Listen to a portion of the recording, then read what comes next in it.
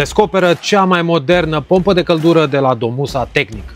Noua gamă Domusa Dual Clima HT Pro vine cu un coeficient de performanță sezonier de până la 6,4 și clasa de eficiență energetică A++ și la 55 de grade Celsius, ceea ce extrem de puține pompe de căldură reușesc.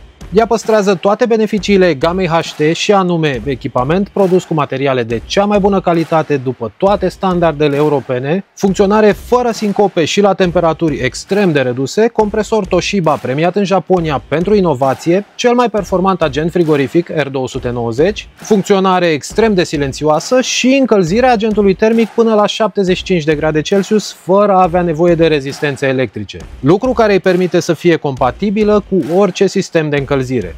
Pe lângă acestea, noua gamă aduce în plus conectivitate iConnect pentru un control simplu și intuitiv direct de pe telefonul mobil, versiune de software actualizată, un design modern și o serie de rearanjări ale elementelor interne menite să simplifice montajul și să crească eficiența echipamentului. Un simplu exemplu fiind creșterea calității vasului de expansiune interior. Colegii noștri au instalat recent o pompă de acest gen la o casă din Valea Doftanei și găsești pe paginile noastre de Facebook și Instagram mai multe fotografii de la acest montaj. Iar pe site-ul E-Căldură o să găsești mai multe detalii și prețuri pentru noua generație de pompe de căldură. Dacă visezi și tu la o casă călduroasă și cu facturi mici, ia legătura cu noi și specialiștii E-Căldură te vor ajuta să alegi cele mai bune soluții. Sună astăzi sau trimite-ne un mesaj.